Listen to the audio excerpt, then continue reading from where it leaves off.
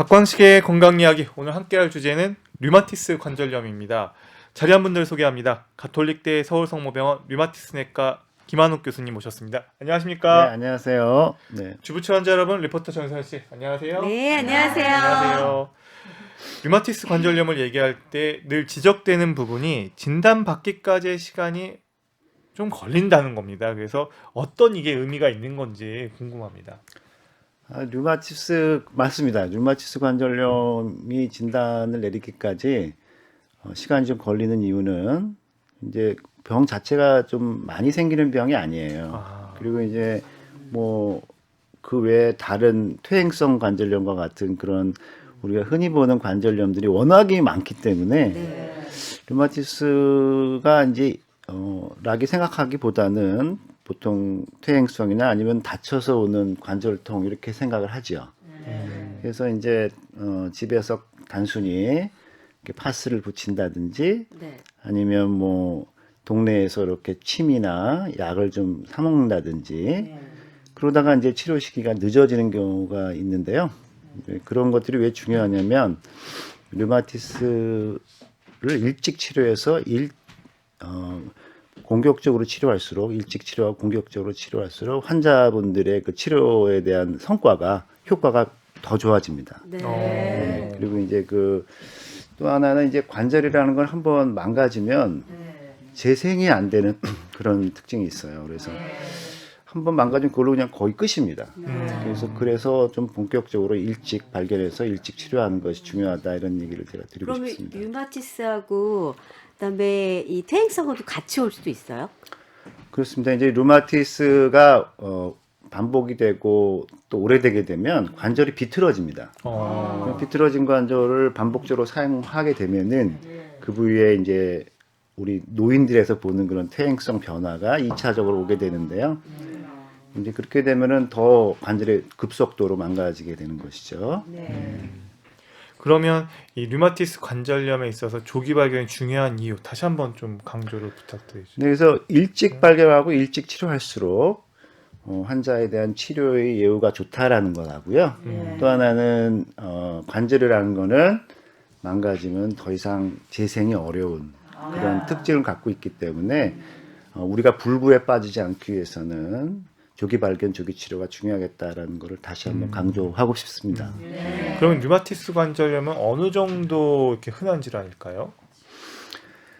사실 뭐 우리나라에 정확한 통계는 없습니다만은 전 세계적으로 한 0.5% 정도가 매년 생기는 걸로 생각하고 있고요. 이 병을 앓고 있는 사람들은 한 1%까지. 그러니까 우리나라로 봐서는 한 5만 명에서 6만 명 이런 수준으로 생각하고 있습니다. 사실 류마티스 관절염 이게 어렸을 때부터 생기는 건지 아니면 이렇게 멀쩡하게 일상생활을 하다가 직장생활을 하다가 중간에도 이 류마티스 관절염이 오는 건지 어떤 병의 시작과 경과랄까요? 좀 이해가 저도 많이 부족해서요. 설명 좀 부탁드립니다. 류마티스 관절염만 딱 보면은 되게 40대, 50대 여성 주부들에 잘 걸리는 병으로 알려져 있어요. 그래서 여성분들이 사실 여러 가지 불리한 점이 많은 상황인데 병까지 또 많이 걸리니까 사실 너무 저 개인적으로도 안타까운 면이 있는데 젊었을 때 20대에도 걸리기도 합니다. 최근에는 또 나이가 이제 고령화 사회가 되지 않았습니까? 이제 그럼에 따라서 8, 90대까지 사시는 분들이 있어요. 평균 연령이 90 아닙니까, 우리나라? 그 고령 인구가 증가함에 따라 더 증가하는 추세다 이렇게 얘기하고 싶습니다. 그러면 이 관절염 앞에 류마티스가 붙었잖아요. 류마티스가 무슨 뜻이에요? 류마티스. 류마라는 거는 옛날에 우리 그리스 로마 시대부터 있었던 말인데요. 모든 질병의 원인을 류마로 생각했습니다. 그래서 머리에 류마가 있으면 두통이 오고 류마가 심장에 있으면 심장병이 오고 관절에 있으면 관절염이 오고 그래서 그것이 이제 그 통증을 의미하는 그런 단어인데 관절에 이제 주로 통증을 호소하는 경우가 많기 때문에 이제 그것이 이제 류마티스 질환이 이제 관절통으로 이렇게 대체하는 그런 말로 됐고요. 관절염을 일으키는 여러 가지 병이 많습니다만은 대부분의 원인이 면역학의 이상, 면역학적인 이상에 의해서 이제 오기 때문에 되게 그런 면역 질환, 관절통 이런 것들과 연관돼 있는 그런 상황을 이제 류마티스 질환이다 이렇게 얘기할 수 있겠고 관절을 이제 독특하게 침범하는 그런 상태, 만성적으로 오랫동안 그걸 이제 그래서 류마티스 관절염 이렇게 부르게 됐습니다. 아, 제대로 알았어요. 통증을 의미한다라는 거죠. 네, 네. 그럼 이 류마티스 관절염의 원인은 지금 어떻게 보시나요? 이 류마티스 관절염의 원인은 모르지요. 아직도 모릅니다. 아마 이게 암에 대한 원인 규명을 하고 나서도 모를 가능성이 많습니다. 그런 정도로 인류의 그 의학의 난제, 숙제죠. 우리가 해결해야 될 과학자들이. 근데 하여튼 류마티스는 잘은 모르지만 아무튼 그런 면역계 이상, 또 여러 가지 그 환경적인 영향, 또 유전적인 영향 이런 것들이 이제 세 가지가 같이 작용해서 복합적으로 작용해서 이제 결국 생긴다 이렇게 생각을 하고 있습니다. 이제 그중에 제일 중요한 게 이제 면역학적인 이상이죠. 그러면 이 류마티스 관절염 유발 인자에 대해서 교수님께서 연구하신 걸로 알고 있는데요. 이게 어떤 내용인지 좀 간략히 설명 가능할까요? 사실 뭐 저는 그 임상 의사로서 연구에 좀 많이 저 인생을 바쳤다고 생각합니다. 제가 이제 한 20년 이상이 됐고요. 그동안 이제 저는 항상 궁금했던 게 류마티스가 왜 생기는지 그걸 알아야 잘 치료를 할 수 있으니까. 그래서 저희가 이제 연구한 바에 의하면은 류마티스 환자들의 몸에는 병든 림프구가 있다. 그래서 그 림프구 중에서도 특히 이제 그 우리가 생각했던 건 T 림프구의 이상이 이제 오게 되면은 류마티스가 생기는 걸로 이제 저희들이 이제 발견을 했고요. 그거를 일으키는 결정적인 요인으로서 태반 성장 인자라는 게 병든 림프구를 비정상적으로 흥분시키고 자극하고 증식시키고 그래서 이제 류마티스가 생긴다 이런 것들을 이제 저희들이 이제 발견을 하게 된 겁니다. 그래서 이제 그런 것들이 이제 그 전에는 알려지지 않은 거기 때문에 이제 세계적인 학술지 네이처지에 소개가 됐고요. 저희들이 이제 그걸 표적으로 하는 치료 항체, 그런 태반 성장인자를 이제 억제할 수 있는, 막을 수 있는 그런 약물을 저희 주식회사 셀트리온하고 같이 현재 개발 중에 있습니다. 네. 건강365 KBS는 죄송하게 다시 할게요. 예, 건강365 듣고 계십니다. KBS 홈페이지와 유튜브 KBS 콩 그리고 팟캐스트로도 서비스되고 있습니다. 오늘은 류마티스 관절염에 대해서 알아보고 있는데요. 가톨릭대 서울성모병원 류마티스내과 김한욱 교수와 함께하고 있습니다. 교수님, 그러면 류마티스 관절염, 퇴행성 관절염 이게 증상이나 이걸 좀 구분할 수 있는 노하우가 있을까요? 예, 우리 저 일상생활에서 관절이 붓고 아프다라고 하면은 환자분들이 다 류마티스로 생각하는 경향이 있어요. 근데 이제 그거는 좀 잘못된 생각일 수가 있고 대개의 원인은 관절의 주위에 힘줄이 늘어났다든지 아니면 나이가 들어서는 퇴행성 관절염이 많습니다. 그럼 우리가 어떤 상황이 있을 때 과연 일반적인 그런 퇴행성 관절염과 류마티스 관절염을 구분할 수 있을까 이런 게 이제 궁금하실 텐데요. 첫 번째는 환자가 느끼는 조조강직이라고 해서 아침에 뻣뻣한 증상입니다. 이게 이제 1시간 이상 지속이 되면은 류마티스를 의심하는 겁니다. 그리고 또 관절이 단순히 아프기만 한 게 아니고 눈으로 봐서도 이렇게 벌겋게 되고 부어오른다. 이 두 가지가 굉장히 결정적인 구분이 돼요. 그래서 물론 이제 류마티스하고 퇴행성이 어떤 식으로 다른지 정말 다양한 구분점이 있는데요. 그 두 가지를 기억하시면 될 것 같고요. 되게 아까 말씀드린 것처럼 류마티스는 되게 한 40대, 50대 비교적 젊은 나이에서 생기고 퇴행성은 되게 60, 70대, 7, 80대 노인들에게 많이 생기는 차이가 있고요. 류마티스는 면역계 이상에 의해서 이제 병이 생기는 데 비해서 퇴행성은 이제 반복적으로 쓰고 나이가 들고 마모돼서 생기는 그런 형태, 면역하고는 좀 관계가 없겠죠. 그런 차이점이 있다고 할 수 있겠습니다. 그러면 이 류마티스 관절염이랑 그다음에 퇴행성 관절염이랑 이렇게 봤을 때 일단 뭐 허리가 아프다거나 아니면 뭐 무릎이 아프다거나 이러면 일단은 류마티스는 아닌 걸로 봐도 될까요? 허리는 사실 류마티스 관절염에서는 침범을 안 하고 있고요.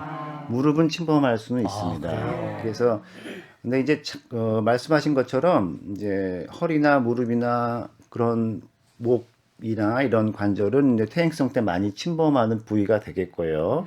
류마티스 관절염 때는 손목이나 손가락, 발목이나 발가락 이런 작은 관절들 침범하는 그런 차이를 보이고 있습니다. 근데 이제 손목이나 손가락 얘기하셨는데 요즘에 키보드를 치는 분들도 상당히 많고 그리고 집안일을 하다 보면은 욱신욱신 손가락이나 손목이나 이렇게 아픈 경우도 많은데 이게 류마티스하고 또 다른 것들하고도 좀 감별해야 되는 것들도 있지 않을까요? 그렇습니다. 이제 아까 말씀한 것처럼 이제 류마티스 때는 아침에 뻣뻣하고 오히려 좀 쓰면 풀려요. 이제 그 부었던 것이 쭉 그 부은 부종이 빠지면서 주변으로 아침에는 좀 뻣뻣하다가 오후가 되면 풀리는 그런 특징이 있고 일반 이렇게 많이 써서 오는 관절통이나 관절염은 저녁 때 집에 가면은 손가락이 아프고 잘라고 그러면은 아파서 끙끙거리고 그런 차이점이 있죠. 그리고 일반 이렇게 많이 써서 오는 형태의 관절통은 이렇게 부지를 않습니다. 근데 류마티스는 부어 올라요. 이렇게 부풀어 올라서 통통한 우리 저 풍선처럼 관절이 부어 오르면서 그 부위가 발갛게 됩니다. 그러면 이제 그거는 일반 이런 형태의 관절염하고는 다른 거죠. 네. 그러면 이 류마티스 관절염 발병 위험은 앞서서 40, 50대 여성에게 좀 위험할 수 있다 얘기하셨는데 그러면 남자한테는 없는 거예요? 그렇지 않고요. 이게 여성이 4배 정도 많이 생기고 남자도 이제 그런 주로 이제 여성에 많이 생긴다는 것이 남자도 생길 수 있습니다. 그래서 대략 한 환자를 100으로 놨을 때 90%가 여자고 한 10%가 남성이라고 이렇게 아시면 될 것 같습니다. 지금 류마티스 관절염에 대해서 좀 전반적으로 좀 들어서 이해가 많이 되기는 하는데 류마티스 관절염의 가장 큰 특징을 다시 한번 좀 찝어주신다면 어떤 거가 있을까요? 이게 류마티스는 왜 생기냐? 면역에 이상이 생긴다. 면역의 자가 면역이라는 그런 면역 때문에 생긴다라는 거고요. 또 주로 작은 관절, 손목이나 손가락 관절을 침범한다. 임상적으로 우리가 환자들은 아침에 뻣뻣하고 손가락 관절이 주로 붓는 손가락이나 손목이 붓고 뻘개지는 그런 특징을 갖고 있다. 이렇게 정리할 수 있을까요? 네. 정리해 주셔야지 정리할 수 있을까요? 하고 저한테 물어보시면 네. 그렇게 정리하면 네. 된다 이렇게 네. 정리하겠습니다. 그러면 류마티스 관절염 이게 어떻게 진단합니까? 아까 말씀드린 대로 이제 그 임상적인 그런 특징이 있어야 되고요. 저희들이 병원에 오게 되면 여러 가지 피검사를 합니다. 근데 이제 저희들이 하는 대표적인 검사가 류마티스 인자죠. 인자. 류마티스 인자가 이제 류마티스 관절염 환자의 거의 한 60-70%, 많게는 90%까지 나오기 때문에 류마티스 인자 검사가 굉장히 필수적이라 할 수 있겠죠. 근데 이제 우리가 그 요즘 이제 종합검진이나 그런 것들이 이제 병원에 대한 접근성이 좋아지면서 환자분들이 좀 아프면 와요, 병원에. 그리고 이제 류마티스가 딱 나오면은 그때 굉장히 걱정을 합니다. 이게 내가 진짜 이게 류마티스인지 피검사에서 나왔다는데 그런 경우가 많이 있는데 우리가 이제 이 자리에서 제가 강조하고 싶은 거는 류마티스라는 건 절대로 그 피검사 하나만으로 진단하는 건 아니고요. 피검사에 플러스 아까 제가 좀 전에 말씀드린 여러 가지 임상 증상들, 특징들 이런 것들이 종합돼서 이제 진단을 하게 되고 이제 거기에 이제 엑스레이를 찍는다든지 또 다른 검사를 통해서 최종적으로 이제 저희들이 진단을 내리게 되는데 이 전문가가 내려야지 환자가 피검사만 갖고 내려서 걱정하고 잠 못 이루는 그런 일이 있어서는 안 될 것 같아요. 네. 그러면 사실 건강검진에 우리가 보다 보면 혈액검사 내에 류마티스 인자 이렇게 RF라고 해서 표시된 것들이 많이 있고 실제로 거기에서 양성, 음성 뭐 이런 반응들을 이렇게 기록된 걸 보게 되는데요. 방금 얘기하셨다시피 주의해서 해석을 해야 되고 전문가하고 상담을 통해서 봐야 된다 이렇게 얘기를 해주셨어요. 그러면 이제 궁금한 거는 류마티스 인자가 양성인데 그게 진짜 류마티스 관절염인지 아닌지 그 확률은 한 어느 정도인 거예요? 그러니까 류마티스 인자 검사의 정확도, 신뢰도, 타당도 10%도 안 됩니다. 솔직히 말하면은. 그러니까 왜냐 그러면은 류마티스 관절염 환자 중에 3분의 1은 류마티스 인자가 또 안 나와요. 그리고 류마티스가 없이 예를 들어 나이가 이제 노인이면은 노인들 전체 노인의 10% 정도가 류마티스 인자가 나옵니다. 뿐만 아니라 뭐 만성 간질환이 있다든지 다른 면역 질환이 있다든지 결핵이 있다든지 호흡기 질환 이런 여러 가지 다양한 병에서도 류마티스 인자가 나올 수 있기 때문에 류마티스 인자가 나왔다고 해서 내가 류마티스다?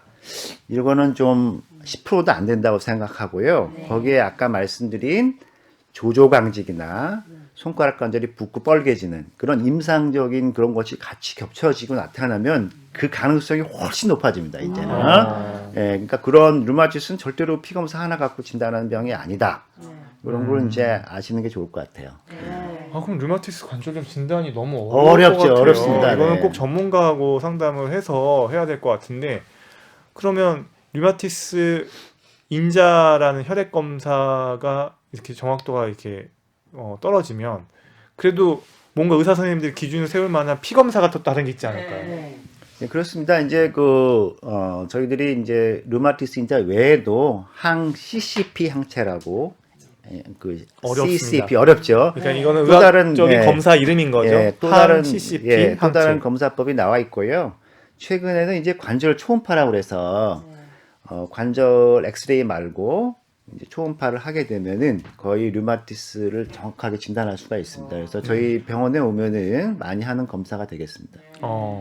그러면 이렇게 진단이 되면 바로 치료를 시작을 하게 되나요? 사실은 류마티스 관절염 약들이 좀 독하고 세다는 얘기들을 많이 들어서 바로 치료를 하자고 하면은 많은 분들이 또 다른 병원도 알아보고 또 인터넷도 찾아보고 막 고민이 많을 것 같아요. 그렇습니다. 근데 이게 참 고민스러운 얘기예요. 그리고 우리나라의 아픔이기도 합니다. 의학 역사에. 그러니까는 서양에서는 이미 100여 년 전에 류마티스 학이라는 게 독립이 돼서 환자들을 치료하기 시작을 했어요. 근데 우리나라는 80년대 중반에서야 류마티스과라는 게 정립이 돼서 이제 환자들이 그 전문적인 치료를 받기 시작을 했는데요. 그러다 보니까 그 이전에 우리나라 사람들은 어떻게 치료를 받았냐면 거의 소염 진통제라든지 스테로이드로 치료를 받았어요. 근데 뭐 제가 설명을 안 해도 소염 진통제나 스테로이드가 갖고 있는 부작용은 이미 언론에서 많이 얘기를 하고 있기 때문에 일반 국민들도 많이 지금 알고 계시는데요. 그러다 보니까 그 스테로이드나 소염제의 부작용으로 인해서 속이 쓰리다든지 얼굴이 붓는다든지 그런 다양한 부작용으로 인해서 류마티스는 약을 먹으면 독하다. 이런 편견과 선입견들이 저희 일반인들 사이에 자리 잡고 있던 게 사실입니다. 그래서 이런 거를 저희들이 이제 좀 잘 우리가 홍보를 해서 류마티스 약이라는 게 그렇게 독하고 그런 약이 있는 것이 아니고 정말 류마티스 자체를 잘 치료할 수 있는 신약들이 지금 우리가 많이 갖고 있습니다. 그런 것들을 잘 알리는 게 지금 굉장히 중요한 과정이라고 생각하고요. 제가 여기 나온 이유이기도 합니다. 예. 그럼 그 치료로 기대하는 거는 통증 아니면 관절 변형 뭐 이런 건가? 치료에 어떤 목표가 있을 거 아니에요?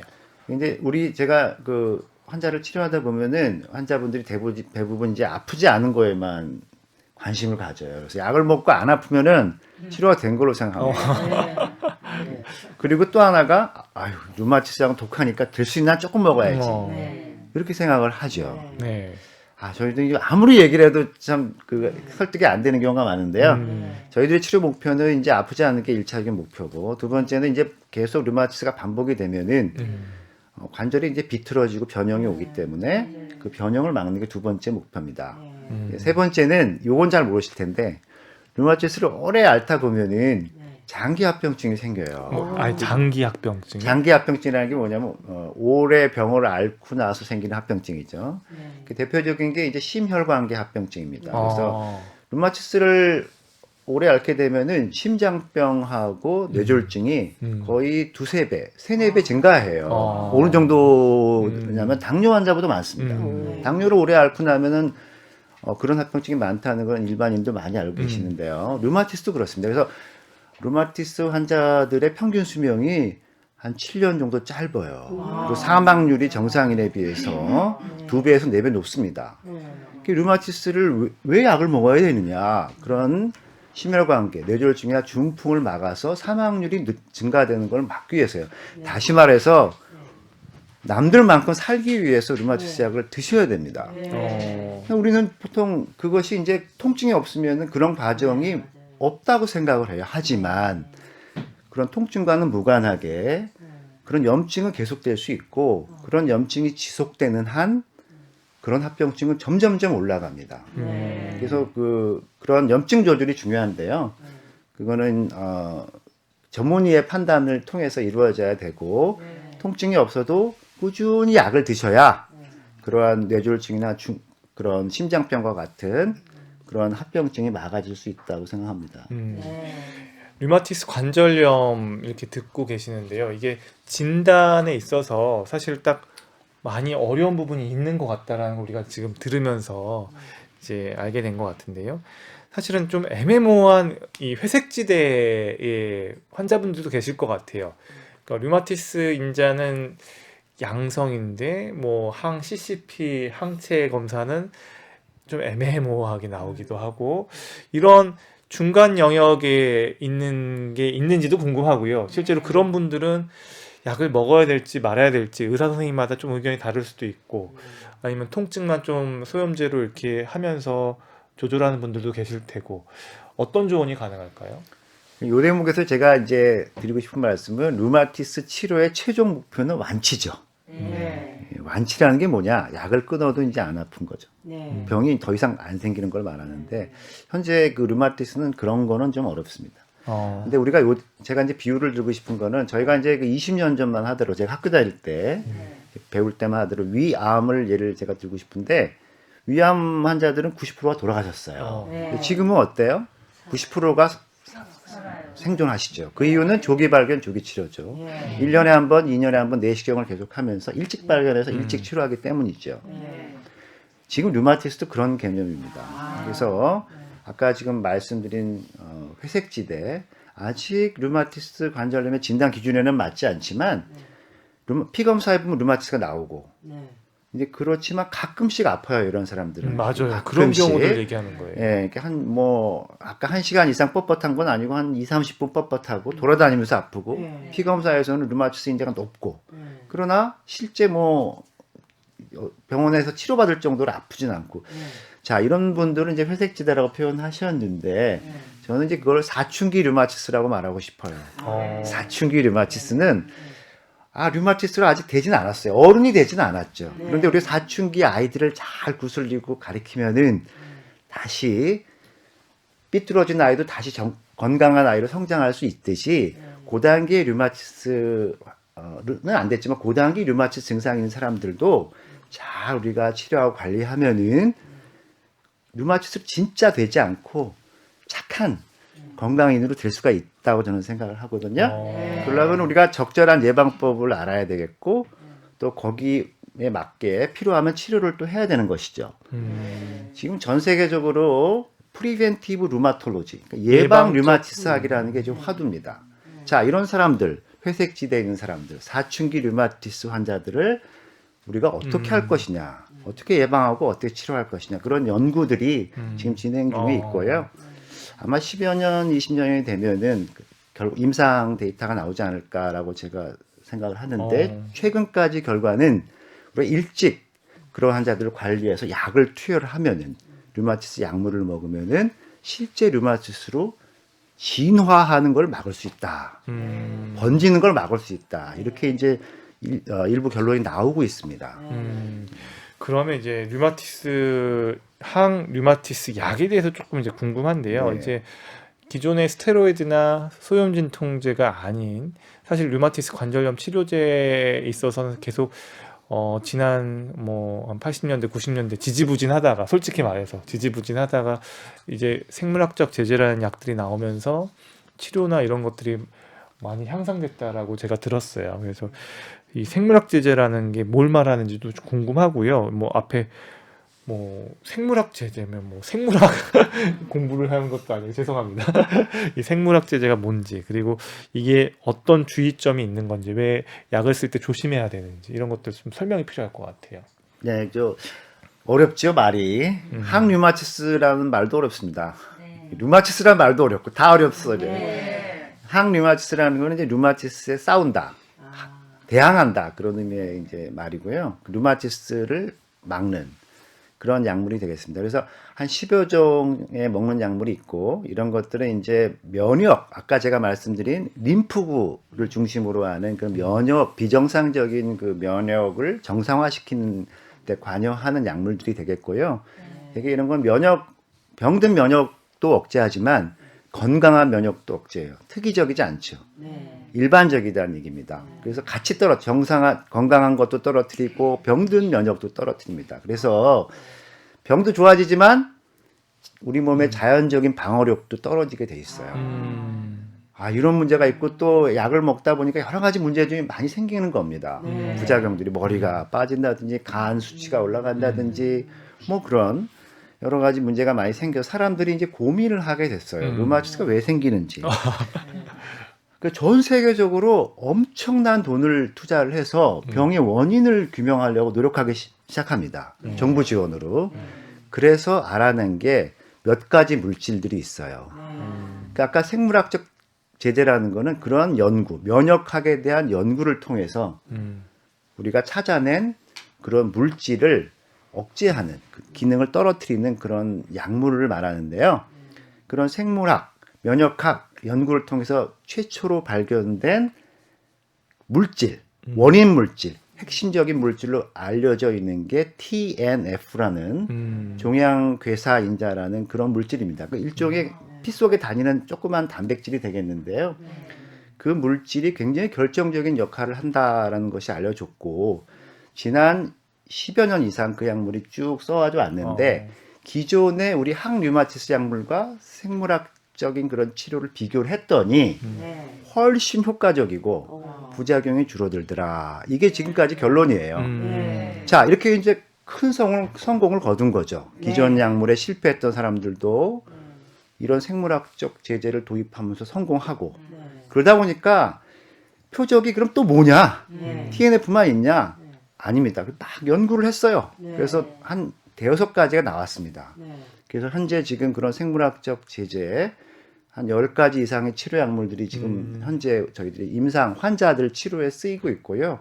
성적은 아까 그 TNF 억제제, 그런 생물학적 제재에 거의 유사하게 효과적이고 부작용은 비교적 적은 그런 특징이 있습니다. 그런 성과를 얻었고요. 그러나 이제 우리가 이제 또 여기서 이제 조심해야 될 거는, 비록 부작용이 적었다 하더라도 완전히 그걸 우리가 막을 수는 없습니다. 특히 이제 우리가 아까 병든 면역만 선택적으로 이렇게 누른다고 했는데, 사실 써보니까 건강한 면역도 떨어지는 거예요. 그래서 여러 가지 바이러스 감염이라든지 결핵 같은 그런 부작용이 올라갈 수 있습니다. 그래서 이 투여를 어떻게 할지, 이런 거는 이제 의사 선생님하고 잘 상의를 해서 하면 될 것 같고요. 앞으로도 이런 계통의 약물들은 미래에 10여 년 이상 계속 나올 겁니다. 그래서 결국은 완치에 근접한 치료가 나올 거라고 저는 믿고 있습니다. 그러면 이 류마티스 관절염을 앓고 계신 분들, 이제 평소에는 이제 적극적인 치료를 받아야 되겠고, 일상생활하면서 어떤 좀 관리를 하는 게 좋을지, 일상생활 속에서의 조언. 환자 말씀하시는 그렇죠. 겁니까? 네. 일반인들. 환자분들 대상으로 얘기를 드리면 어떤 게 있을까요? 제가 첫 번째 말씀드리고 싶은 건, 아픈 관절을 쓰지 마라. 아프면 그 관절은 좀 쉬어라, 이렇게 말씀을 드리고 싶은 게, 병든 관절, 삐뚤어진 관절을 반복적으로 쓰게 되면 2차적으로 아까 퇴행성 관절염이 온다고 그랬잖아요.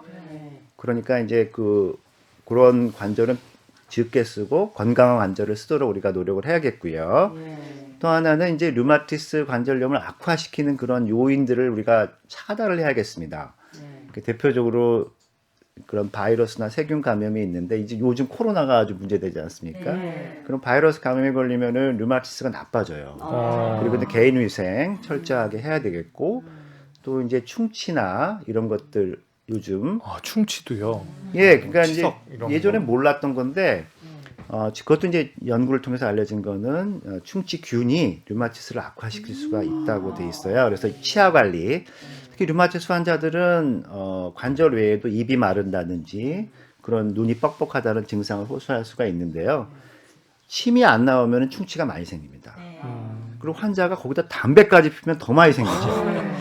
그래서 이 충치 예방을 위해서 치아 관리, 치석 관리 잘 하셔야 되겠고, 아까도 말씀드렸지만은 금연, 우리가 흡연 자체도 류마티스를 나쁘게 만들기 때문에 병든 면역을 더 악화가 시키기 때문에 금연해야겠습니다. 네. 박광식의 건강 이야기, 류마티스 관절염에 대해서 말씀 듣고 있습니다. 그죠? 예.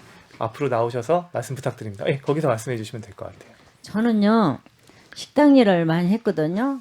그래서 손가락이 이렇게 저리고 그냥 찌릿찌릿 아프고 그랬어요. 그래서 소염제를 사다 놓고 통증이 있을 때마다 약을 먹었거든요.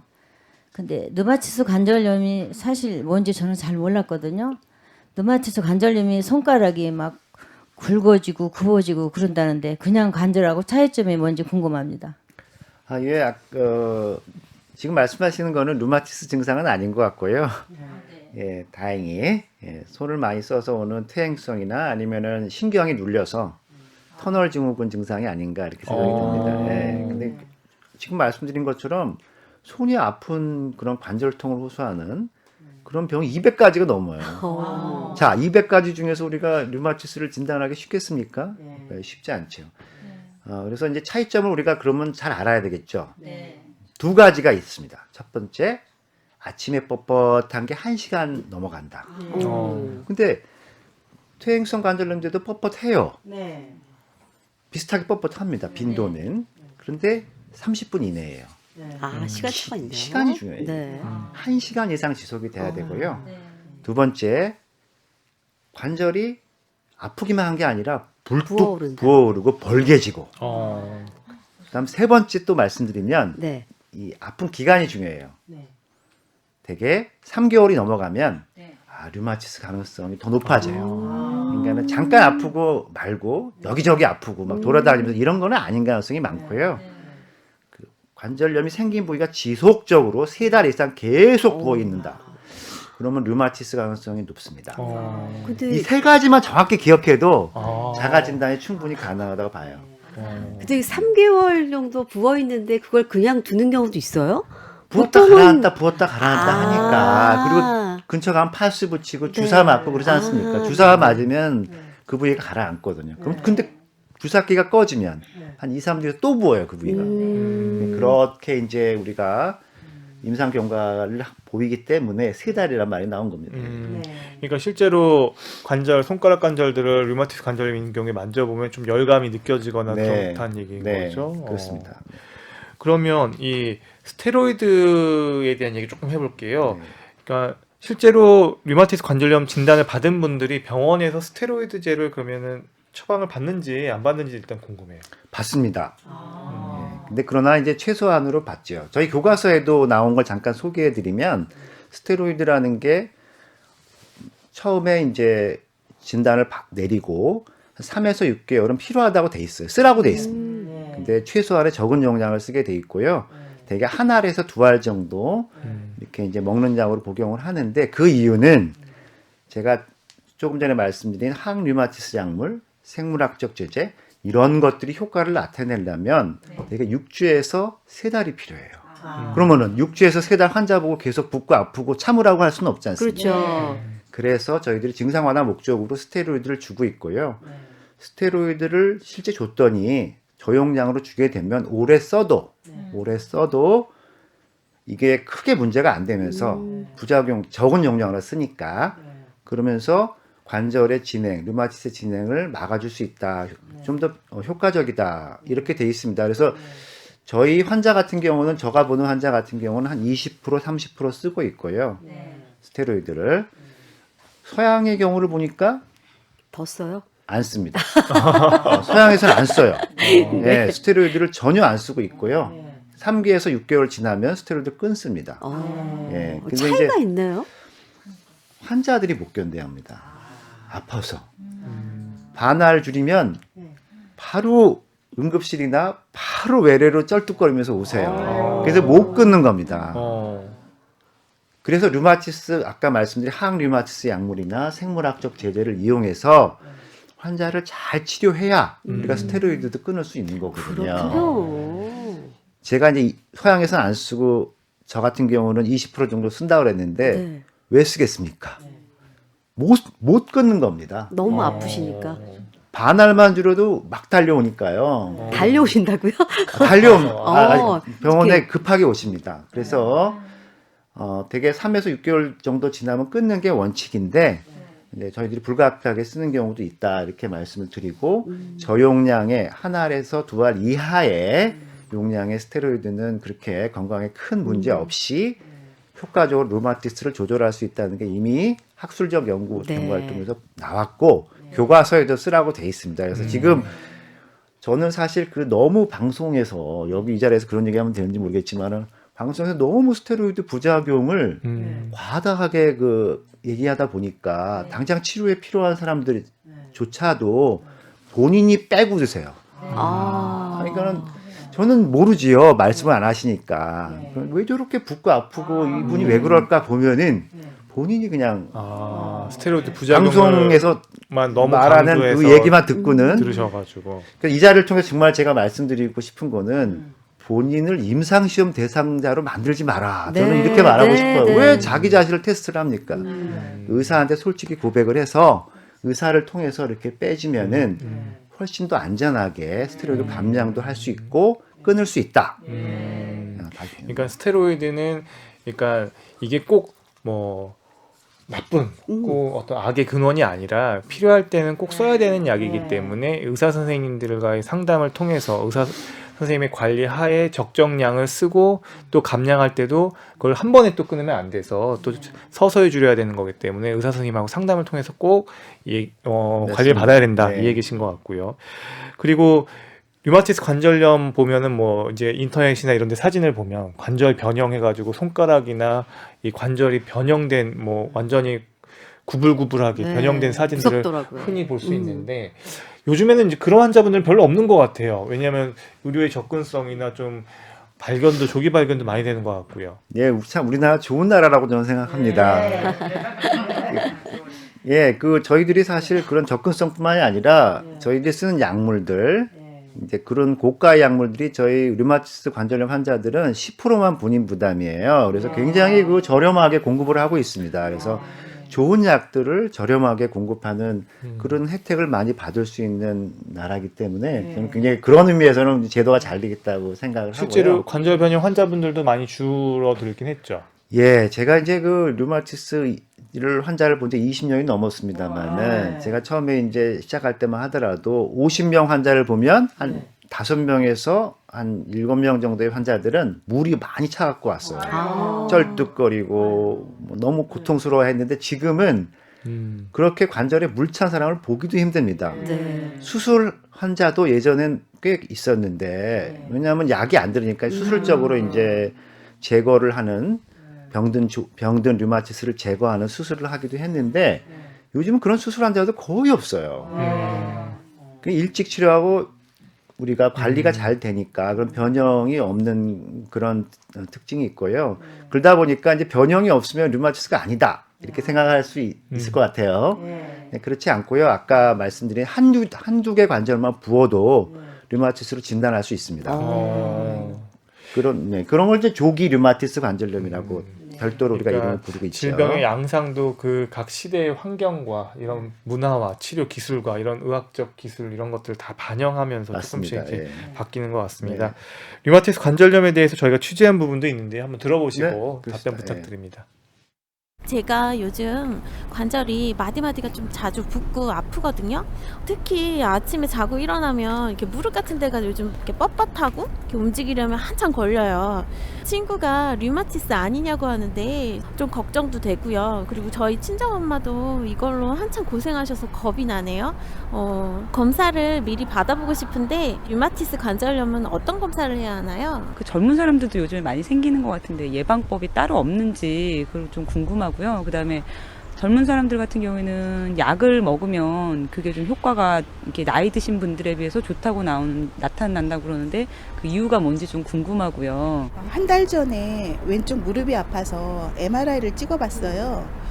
염증이 심하다고 해가지고 소염제를 먹고 있는데 일주일 전부터 양쪽 팔꿈치 안쪽이 쿡쿡 쑤시면서 아프더라고요. 누르거나 움직여서 아픈 게 아니라 그냥 가만히 있어도 아픈데 무릎도 그렇고 손은 아프지 않고 아침에 일어나면 뻣뻣하거나 그러진 않아요. 이렇게 아프다는 증상도 굉장히 여러 가지로 표현을 하시는데 중요한 거는 한 달 전에 한쪽 무릎이 좀 아프셨대요. 근데 MRI를 찍어 보긴 했지만 뭐 아무래도 이제 여러 가지 좀 심한 부분이 있어서 소염제를 드시긴 하시고 있다고 얘기를 하시는데 중요한 건 일주일 전부터 그 양쪽 팔꿈치 안쪽이 쿡쿡 쑤신다. 근데 중요한 건 또 아침에 일어났을 때 뭐 무릎이나 뭐 이렇게 손가락이 뻣뻣하게 이러지는 않는다고 하는데 이건 또 어떤 상황일까요? 그 류마티스 관절염으로 진단을 내리려면 네. 일단 손가락, 손목 아픈 게 매일 그 작은 관절의 통증을 느끼는 그 부위 네. 어느 부위에 생기는가 매우 중요한데요. 지금 말씀하시는 이제 무릎이 아프다, 팔꿈치가 아프다. 네, 이거는 네. 조금 류마티스가 잘 생기는 그런 부위는 아니에요. 아. 그렇다고 류마티스가 아니냐? 그런 건 또 아닙니다. 그래서 이제 그렇게 반복적으로 아까 말씀드린 세 가지 감별 지점, 네. 감별 포인트를 잘 기억하셨다가 이제 우리가 생각하면 되겠고요. 지금 말씀하시는 거는 이제 되게 우리가 흔히 이렇게 연골이 손상이 돼가지고 네. 다쳐서 오는 그런 경우가 아닌가 생각이 돼요. 예. 그러니까 참 이게 관절통 네. 그리고 또 관절이 아픈 증상 그리고 류마티스, 퇴행성 이게 정말 힘들죠. 너무 네, 이게 네. 감별하기가 어렵네요. 네, 그래서 그게 참 전문의들도 네. 사실은 그 류마티스 전문의를 따고 했어도 그 구분이 어려운 경우가 많이 있고요. 그 지금 이제 우리가 그 말씀드린 관절이 생기는 부위 또 증상 이런 걸 종합해서 하시고 판단하시고 의심이 되는 경우에 뭘 해야 되느냐? 병원에 오셔야 됩니다. 병원에 오셔서 간단한 검사. 네. 이거 많이 비싸지도 않아요. 저렴한 검사를 통해서 네. 류마티스가 있냐 없냐를 피 검사에서 우리가 구분하게 되고요. 네, 네. 그런 거에서 이제 양성이 나오면 그 다음 단계로 이제 관절 엑스레이나 초음파를 하게 되면 진단 가능하죠. 자, 그러면은 꼭 피 검사가 필요하느냐? 네. 그렇지 않습니다. 우리가 이제 조사를 해보면은 실제 환자 진단에 필요한 거는 병력, 진찰, 요것만 갖고도 거의 90% 환자를 류마티스 90%에서 류마티스를 진단할 수가 있어요. 피검사 엑스레이 없이도 피검사 엑스레이가 기여하는 정도는 10% 내입니다. 다시 말해서 네.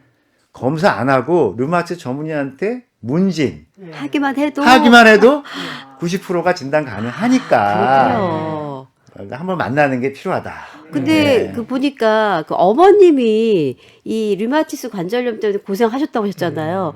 그럼 그런 전적이 있는 딸들은 뭐 자녀분들은 걱정을 하실 것 같고 뭔가 일어났는데 자주 좀 아프기도 하고 붓기도 한다. 이런 경우에 검사를 하면 말씀하신 그 피검사 뭐 정도만 해도 되는 건지 아니면 관절 초음파도 아까 말씀하셨는데 그것도 좀 필요한 건지 이런 가족력이 좀 있을 수도 있는지. 네, 이제 그 전에 사람들이 이제 류마티스 환자를 연구를 한 걸 보면은 가족력이 있는 경우에 이제 발생 빈도가 4배 정도 올라가는 걸로 돼 있어요. 그래서 집에 그 유전적인 요소가 상당히 중요합니다. 류마티스를 일으키는데. 그래서 그런 가족력이 있는 분들은 특히 자기 관리를 잘해야겠죠. 걸리지 않으려면 예방을 잘해야 될 텐데 아까 류마티스 환자들이 조심해야 되는 것과 비슷합니다. 첫째, 개인위생. 감염이 그런 류마티스를 일으키는 굉장히 중요한 환경적인 요인이니까요. 그런 개인위생 관리, 또 충치균이 류마티스를 일으키는 중요한 원인이니까 네. 치아 관리. 네. 또 무엇보다 중요한 거는 스트레스 관리입니다. 이 스트레스가 류마티스를 일으키는 거 모르는 사람 많을 거예요. 근데 굉장히 중요한 직접적인 요인입니다. 그래서 정신적인 또는 신체적인 과도한 스트레스 이런 거는 우리가 특히 가족력에 있는 분들은 피하셔야 되겠다는 생각이 들고요. 또 이제 남성분들, 여성분들 흡연을 많이 하시잖아요. 흡연을 하게 되면은 충치도 많이 아까 일으킨다고 네, 말씀드렸는데 네. 충치균도 많이 생기게 하지만 이 흡연 자체에 담배에 들어있는 그런 물질 중에 면역을 병든 면역으로 바꾸는 나쁜 독성 물질들이 담배 안에 많이 들어 있어요. 그 피 태우시면 안 됩니다. 예. 그래서 금연해야겠다. 이 네 가지 원칙. 요가 스트레스 관리, 개인 충치 위생. 관리, 개인 위생 관리, 그 다음에 적절한 운동. 네. 이런 것들이 그냥 굉장히 중요하겠다. 예방을 위해서. 네. 그리고 많은 분들 중에 이제 40, 50대가 젊은 연령층에 이게 생긴다는 걸 알고 계시다 보니까 주변에서 보면 유난히 그 약물 치료가 잘 돼서 굉장히 좀 좋은 것 같다 이렇게 얘기를 하시는데 나이 드신 분들에 비해서 이렇게 잘 드는 이유가 또 있을까요? 그죠. 아무래도 그 연세가 드시면은 그 관절이 이제 퇴행성 관절염이 있고 그런 것들이 이제 2차적으로 루마티스를 악화시키는 요인이 되기 때문에 또 통증 조절이 좀 힘들 수는 있을 것 같아요. 근데 이제 젊은 사람들은 아무래도 일찍 병원으로 와서 일찍 치료하고 관절이 마모되기 전인 건강한 상태이기 때문에 네. 조금 더 치료에 대한 반응이 좋지 않을까 이제 생각이 됩니다. 네. 그렇군요. 오늘 이렇게 함께 해주신 주부 출연자분들도 여기 계시는데요. 한두 분만 질문 설명 부탁드립니다. 저는요, 저희 엄마가 루마티스 관절염을 앓고 있었거든요. 그런데 이제 초기에 그 발견돼가지고 막 붓거나 어쩌거나 그러진 않고 계속 치료 중에 있는데, 제가 저번 날에는 어깨가 아프고 쑥쑥쑥쑥 예려서 혹시 그게 되지 않나 싶고 괜히 걱정을 많이 했었어요. 근데 그런 것도 이렇게 될 수 있나요? 요 대목에서 제가 한번 여쭤보고 싶은 게 어머니는 잘 지내시죠? 치료해서. 네. 건강하시죠? 네. 자, 이겁니다. 제가 얘기하고 싶은 거는 류마티스에 대한 좋은 약들이 많이 나와 있어요. 저렇게 일상생활, 그럼 직업생활 이런 것들에 전혀 구애 없이 잘 지낼 수 있도록 하는 그런 좋은 약들이 많이 있으니까 잘 전문의에 따라서 투약을 하라는 말씀 드리고 싶고요. 우리 어머니는 이제 류마티스인가 아닌가 조심해야 될 게 뭐냐 말씀하시는 거 아니겠습니까? 그러니까 말씀드린 것처럼 스트레스 관리, 스트레스를 안 받도록 운동을 한다든지 취미 생활을 한다든지 하셔야 될 것 같고, 그리고 그런 세균 감염, 특히 치아 관리 이런 감염의 위험을 좀 줄이는 그런 노력을 해야겠고, 담배는 당연히 안 태우실 테니까. 네. 그리고 이제 제가 이제 드리고 싶은 말씀은 한 3년마다 3에서 5년마다 피 검사를 한번 하셔서 내 몸에 류마티스기가 병든 면역이 생겼는지 한번 체크해 보시면은 도움이 될 것 같습니다. 네. 한 분 더 질문 받아볼게요. 네, 저는 작년에 손마디가 변형이 오더라고요. 내 손마디가요. 양쪽에 두 손마디씩이요. 그래서 병원에 가서 이렇게 다 이렇게 찍어보고 이제 검사도 하고 했는데 루마티스 관절염이래요. 그래서 그럼 이거 약간 삐뚤어졌는데 이걸 어떻게 바로 잡아야 되나고 걱정을 많이 되지요, 제가. 근데 주사도 맞고 거기다가 주사도 맞고 약도 지금까지 먹고 있어요. 근데 또 약을 안 먹으면 돌아 굴고 여기가 벌게요. 그 자리가요. 부분적으로 이렇게. 근데 이거를 어떻게 나을 길은 약 없는지. 먹기가 귀찮으신 건가요? 그래도 지겨우신 건가요? 아니 거의 다른 약도 많이 먹기 때문에 그러니까 만성 질환이 네. 있으면 다른 약도 그렇습니다. 이제 드시는 게 많을 아무래도. 경우에 류마티스 특히 이제 그게 문제예요. 류마티스 환자들이 연세가 드신 경우가 많고, 류마티스 자체로 인해서 아까 말씀드린 심혈관계, 뇌졸중이나 심장병, 그리고 또 골다공증이 많이 생깁니다. 그러니까 약이 류마티스 약만 줘서는 안 돼요. 심장병 예방접종에, 맞아요. 그리고 또 골다공증 치료제도 줘야 돼요. 막이 막 약만 드셔도 배부를 정도로 약이 많습니다. 약에 대한 부담이 예, 큰데요. 그래서 이제 약물이 또 우리가 이제 약물도 류마티스 한두 가지 주는 게 아니라 칵테일 치료라고 그래서 두세 가지를 같이 섞어 주는 경우가 많습니다. 그래서 약에 아주 지겨워하시고 노이로제에 거의 걸리신 그런 분들이 많고, 그렇기 때문에 이제 중도의 치료를 포기하거나 본인 스스로가 약을 조금씩 빼고 이제 그런 경우가 많아요. 근데 이제 제가 말씀드리고 싶은 거는 당뇨 환자들이 당뇨약을 끊으면 어떻게 되죠? 네. 혈압 환자들이 혈압약 끊으면 혈압 올라가듯이 류마티스도 약을 끊으면은 이미 많이 변형이 돼서 이미 더 이상 이제 완치에 좀 힘든 경우에는 꾸준히 약을 드셔야 됩니다. 네, 그것이 첫째는 류마티스 약이 독하다라는 그런 선입견을 버리시고 이것이 나의 그런 건강, 특히 관절 변형이라든지 아까 말한 심장 합병증, 중풍 이런 것들을 막기 위해서 남들만큼 건강하게 평균 수명으로 살기 위해서 필요한 것이다라는 생각을 갖게 되면은 약을 잘 드시게 돼요. 근데 이게 독하고 지겹고 속이 아프고 이러니까 이제 저기 하신 거고요. 최소한의 약을 가지고 잘 유지될 수 있도록 치료를 받으시는 게 필요할 것 같습니다. 네. 오늘 류마티스 관절염에 대한 말씀 잘 들었습니다. 조기 발견을 위한 노력, 질환에 대한 이해와 인식이 중요하다는 생각입니다.